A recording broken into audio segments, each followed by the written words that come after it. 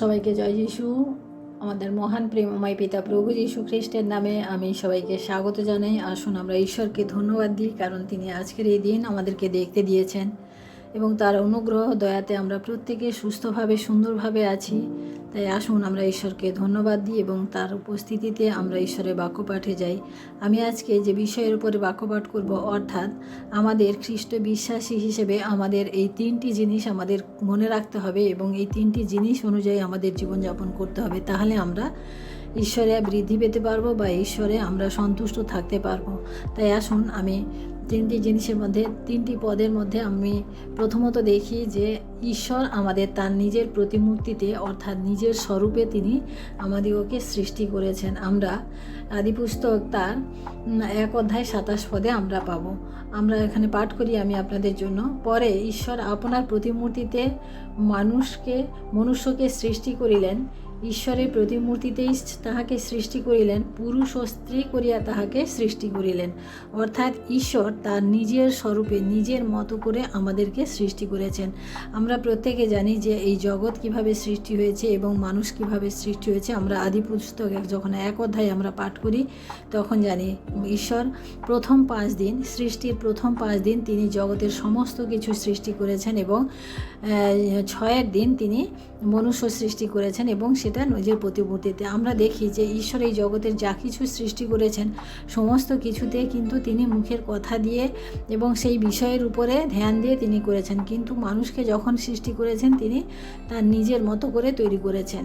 কারণ আমরা যদি দেখি যে ঈশ্বর যখন মাছ সৃষ্টি করলেন তখন কি বললেন যে জলের মধ্যে সমস্ত রকমের মাছ তৈরি হোক, এই কথা তিনি সৃষ্টি হোক, এই কথা তিনি বলেন। আকাশে পক্ষী হোক, আকাশকে করে তিনি বলেন যে আকাশে পক্ষী হোক, এবং ভূমণ্ডলের মধ্যে কি বললেন যে ভূমিতে সমস্ত রকমের সরীসৃপ, সমস্ত রকমের জীবজন্তু, সমস্ত রকমের কিছু সৃষ্টি হোক, এইভাবে তিনি সৃষ্টি করলেন। কিন্তু মানুষকে যখন তিনি সৃষ্টি করেছেন তখন তিনি কি বললেন যে আইসো আমরা আমাদের নিজেদের প্রতিমূর্তিতে মানুষ সৃষ্টি করি, এবং তিনি তাই করলেন।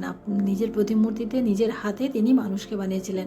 তাই আমরা সমস্ত সৃষ্টির মধ্যে আমরা সব থেকে মহান, ঈশ্বরের দৃষ্টিতে আমরা সব থেকে মহান। তাই আমরা নিজেদেরকে কখনো আমরা অবজ্ঞা বা ছোট মনে না করি। অনেক সময় আমাদের কি মনে হয় যে আমাদের নিজেদের শরীরের গঠন বা নিজেদের শরীরের কালার বা নিজেদেরকে দেখে আমরা নিজেরা হতাশ হই, নিরাশা হই এবং অন্যকে দেখে আমরা অনেক বেশি উৎসাহিত হতে থাকি বা অন্যকে দেখে আমাদের একটা জেলাসি সৃষ্টি হয়, আমরা এরকম হতে থাকি। কিন্তু প্রিয় ভাই বোনেরা, আজকে আমরা এই বিষয়টা আমাদের মনে রাখা উচিত বা ধ্যান জ্ঞানে রাখা উচিত যে ঈশ্বর নিজে তার নিজের মতো করে তৈরি করেছে। কেউ যদি জিজ্ঞেস করে যে তোমাদের ঈশ্বরকে কেমন দেখতে, তাহলে আমরা ইজিলি বলতে পারি যে ঈশ্বরকে আমার মতো দেখতে, কারণ ঈশ্বর তার নিজে হাতে তৈরি করেছেন নিজের মতো করে, এবং ঈশ্বর কি করেছেন নিজে তার বাসস্থান মানে তার নিজের বসবাসের গৃহ আমাদেরকে করেছেন, কারণ আমাদের হৃদয় মন্দিরে তিনি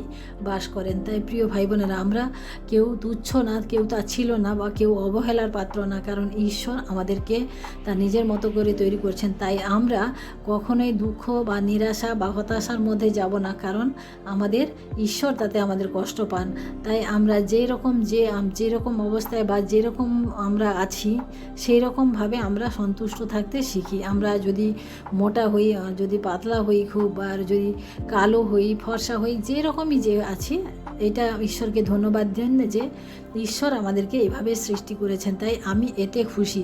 আর আপনি যদি এতে খুশি না হয়ে নিরাশায় থাকেন তাহলে এটাতে কোনো কিছু লাভ হবে না। মাঝ থেকে আপনার হৃদয় আরও কষ্ট পাবে, আর হৃদয় কষ্ট পাওয়া মানে, হৃদয়ে আপনি কষ্ট পাওয়া মানে ঈশ্বর সেখানে বর্তমান। আমরা ঈশ্বরকে তখন দুঃখিত করি।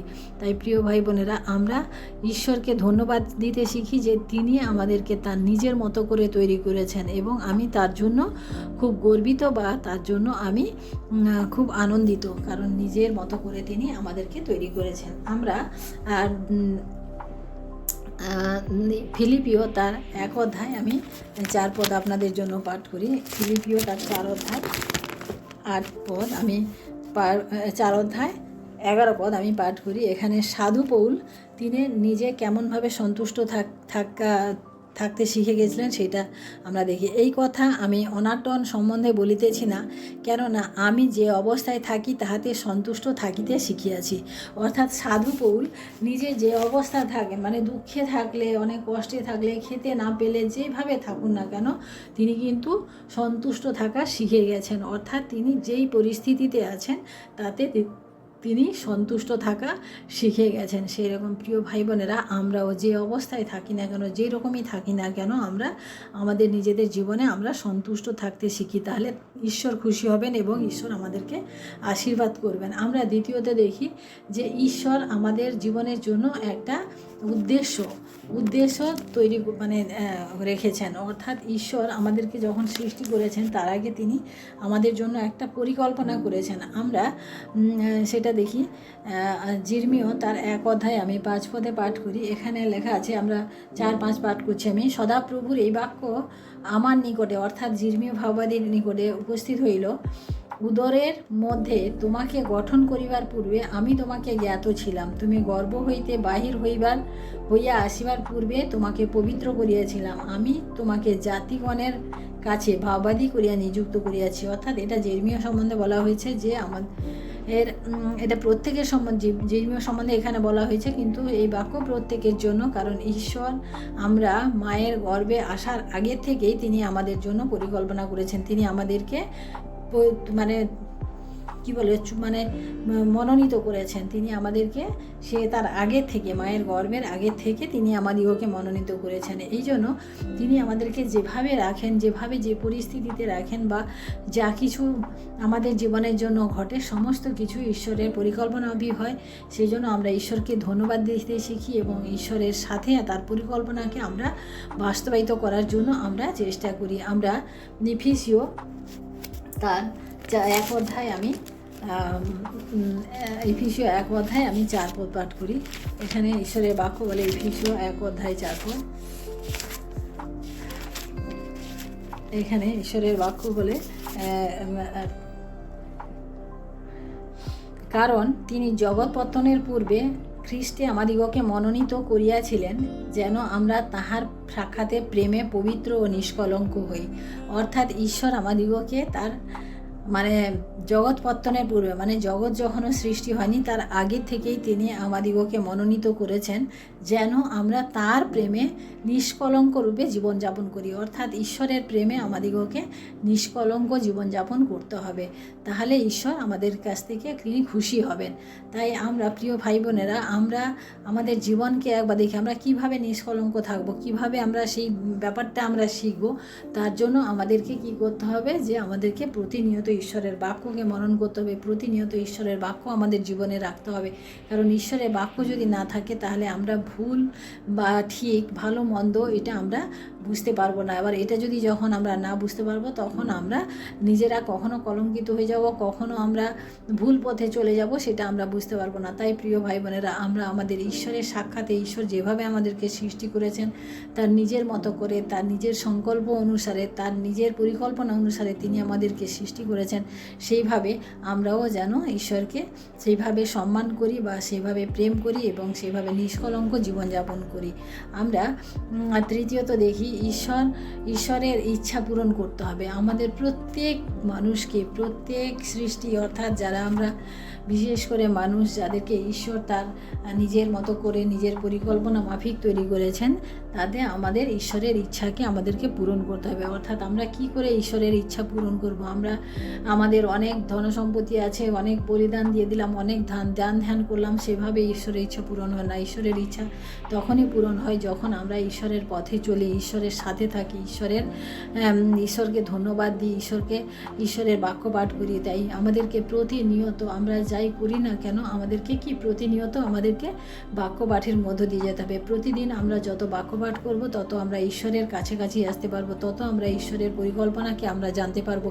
আমরা যখন বাক্য পাঠ করব, আমরা হয়তো ভবিষ্যৎ সম্পর্কে আমরা কিছু জানতে পারবো না, কিন্তু আমরা প্রতিদিন জীবনে চলার পথে আমাদেরকে অনেক সাহায্য করবে ঈশ্বরের বাক্য। তাই প্রিয় ভাই বোনেরা, বোনেরা, আমরা ঈশ্বরকে ধন্যবাদ দিয়ে তিনি আমাদেরকে তার নিজের মতো করে তৈরি করেছেন, নিজের পরিকল্পনা অনুসারে তিনি আমাদের জীবন তৈরি করেছেন, এবং আমরা যেন তার ইচ্ছাকে পূরণ করি, আমরা যেন তার বাক্যকে পালন করি, তার পথে গমনাগমন করি, আমরা যেন করি। তাই আসুন আমরা ঈশ্বরকে ধন্যবাদ দিই যে তিনি আমাদেরকে তার বাক্য মাধ্যমে আমাদেরকে শিক্ষা দিলেন যে আমাদেরকে ঈশ্বর তার নিজের স্বরূপে সৃষ্টি করেছেন।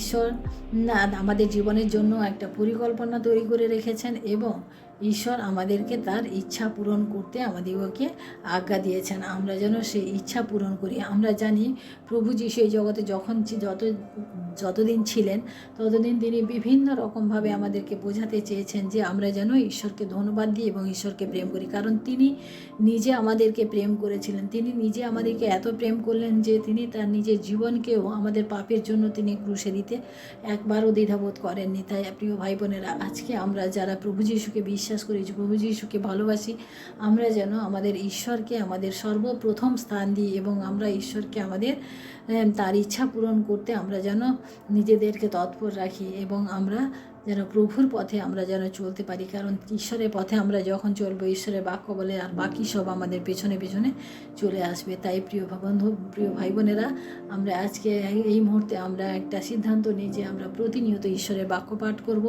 এবং ঈশ্বরের বাক্য পাঠ করে সেটা বোঝার বা মনন করা আমাদের ইচ্ছা করব, এবং আমরা প্রতিনিয়ত প্রার্থনা সহকারে ঈশ্বরের সাথে কথা বলবো। তাই আসুন আমরা ধন্যবাদ দিই এবং ঈশ্বরকে আমরা প্রার্থনা করি। Hallelujah, hallelujah, hallelujah. সর্বশক্তিমান প্রভু যীশু, তোমার মহানামে ধন্যবাদ প্রশংসা করি। প্রভু গো, তোমার মহান অনুগ্রহ দয়াতে প্রভু তুমি আমাদেরকে সৃষ্টি করেছো। প্রভু তুমি আমাদেরকে শ্রেষ্ঠ সৃষ্টি হিসাবে প্রভু মানুষ হিসাবে তৈরি করেছো, যাতে আমরা তোমার আরাধনা প্রশংসা করতে পারি, যাতে আমরা তোমার গৌরব করতে পারি প্রভু। তাই তোমায় ধন্যবাদ করি প্রভু গো, তুমি আমাদেরকে সুন্দর শিক্ষা দিলে প্রভু গো, এবং আমরা যেন প্রতিনিয়ত প্রভু গো তোমার এই বাক্যপাঠের মধ্য দিয়ে, তোমার নামকে উচ্চীকৃত করার মধ্য দিয়ে প্রভু আমাদের নিজের জীবনকে আমরা যেন এগিয়ে নিয়ে চলি প্রভু। প্রভু তুমি আমাদেরকে সাহায্য করো, আমরা যেন তোমার যে উদ্দেশ্য এই জগতে আমাদেরকে নিয়ে আসা, সেই উদ্দেশ্য যেন আমরা বুঝতে পারি, এবং সেই উদ্দেশ্য মতো যেন আমরা জীবনযাপন করতে পারি।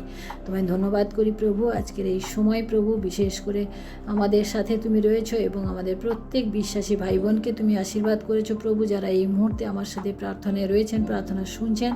প্রত্যেকের জীবনে প্রভু তুমি তোমার আশীর্বাদে পরিপূর্ণ করো, প্রত্যেকে তুমি সাহায্য করো যেন তারাও প্রতিনিয়ত প্রভু তোমার বাক্য অধ্যয়ন করতে পারে, প্রতিনিয়ত তোমাকে প্রার্থনায় স্মরণ করতে পারে প্রভু। কারণ প্রভু আমাদের জীবনে আমরা অনেক পাপ করেছিলাম, অনেক খারাপ মন্দতার মধ্যে জীবনযাপন করেছিলাম, সেখান থেকে তুমি আমাদিগকে তুলে নিয়ে এসেছো প্রভু, এবং আমাদেরকে সেই অনন্ত জীবন, সেই পরিত্রাণ তুমি আমাদিগকে দিয়েছো। সেই পরিত্রাণ যেন আমরা ধরে রাখতে পারি প্রভু। ধন্যবাদ করি প্রভু, সারাটি সময় তুমি আমাদের সাথে রয়েছো, আশীর্বাদ করেছো, এবং তোমার মহিমা গৌরব প্রশংসা করি। আমাদের সমস্ত ভুল ত্রুটি অপরাধ তুমি ক্ষমা করো, এই বিনতি প্রার্থনা চাই আমাদের মুক্তিদাতা ত্রাণকর্তা প্রভু যীশু খ্রিস্ট তোমারই নামে, আমেন। সবাইকে জয় যিশু। সবাই ভালো থাকবেন, সুস্থ থাকবেন। আজকের দিনটি সবার শুভ হোক। জয় যিশু।